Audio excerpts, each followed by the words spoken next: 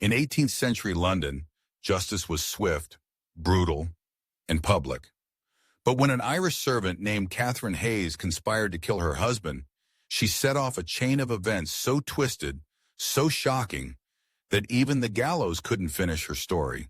This is the tale of Catherine Hayes, the woman who murdered, manipulated, and very nearly cheated death. Catherine Hayes was born in County Limerick, Ireland, sometime in the late 1600s. She was poor, Catholic, and desperate. 3 strikes in Protestant England. She fled Ireland for London, like many others, hoping for a better life. What she got was John Hayes. John was a carpenter and a Protestant. Bad news for Catherine's Irish family. But love, or perhaps convenience, won out. They married in 1725 and had a son, but their home was far from happy. John Hayes was known to be controlling and abusive. Catherine, living under his thumb, saw no way out. Divorce wasn't an option for a poor Irish woman. But murder? That, it seems, was. She didn't act alone. She seduced 2 lodgers, Thomas Wood and Thomas Billings. Together, the trio plotted to rid themselves of John permanently.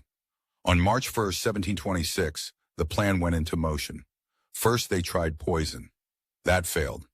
So Wood and Billings resorted to brute force. While John slept, they beat him with a hatchet. And then, in a gruesome act of overkill, they cut off his head. To hide the evidence, they tossed his head into the Thames.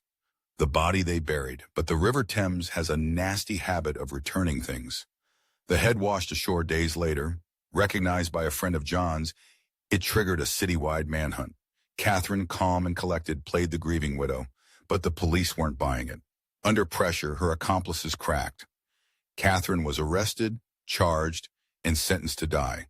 But because she was a woman, the law had a special kind of horror in store.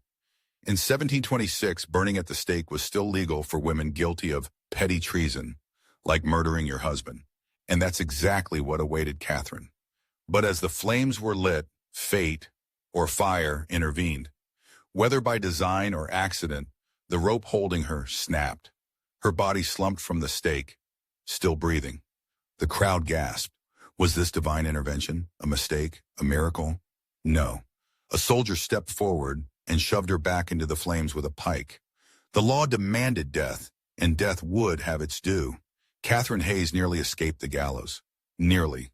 Her crime was brutal, but her punishment, even by 18th century standards, was a public spectacle of pain. Was she a cold-blooded killer? A desperate woman pushed too far? Or just another forgotten victim of a world with no mercy for the poor? Her story leaves no easy answers. Only smoke, blood, and the bitter scent of injustice. If you thought this story was shocking, wait till you hear about the convict who escaped Australia and sailed 3,000 miles to freedom.